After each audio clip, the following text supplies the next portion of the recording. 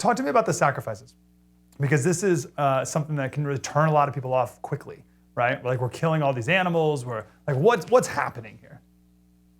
So there were a lot of different types of sacrifices, by the way. A lot of people tend to think of sacrifices as being exclusive to sin. That's when a person did something wrong unintentionally, that they would bring a sacrifice. There were other sacrifices that were offered. I think the best idea or representation for the sacrifices is about what's going on the inside of us, okay?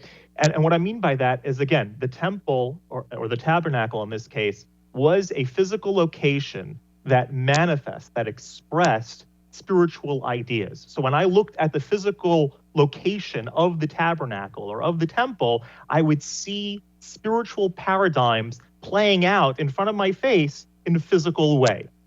And so when a person sins, or a person wants to even just uplift themselves, make themselves better, the idea is that you are slaughtering the animal within yourself.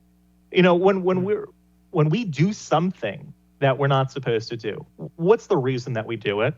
The animal part of my nature got the best of me momentarily. I erred, I made a mistake. And so the idea of slaughtering one's animal, the idea of a sacrifice, is the idea of internally slaughtering the animal within, slaughtering those animalistic drives, those tendencies that would lead you off the godly path.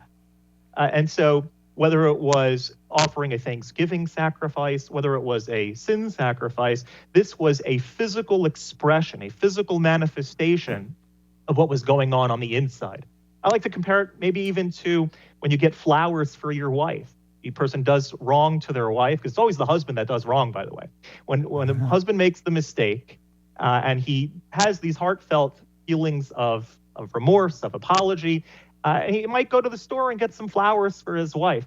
If the flowers are a manifestation of the feeling of forgiveness and of love that he's trying to express, they'll be very, very nicely received.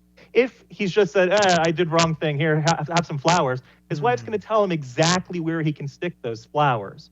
And so the idea of the sacrifices was a physical manifestation of a spiritual principle. And that's why we don't offer sacrifices, by the way, outside of the temple. Since the temple has been destroyed and we're not privy to experiencing a spiritual existence in a physical place, the offering of sacrifices has stopped. And we simply, if we want to connect with God in a special way, we maintain it only on the inside, only the personal feeling and bringing of ourselves to God.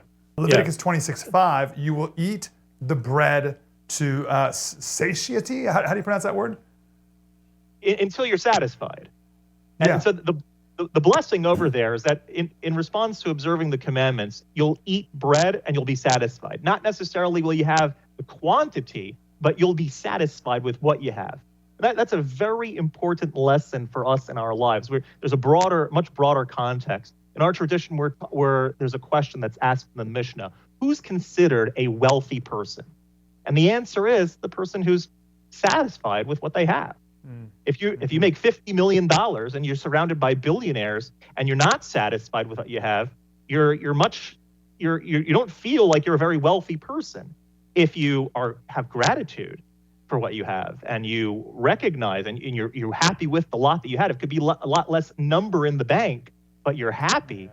You are a very wealthy person. And so in our tradition, wealth is much more about mindset than it is about money. And being satisfied with the things that we have, that's the blessing that comes through the observance of the Torah's commandments.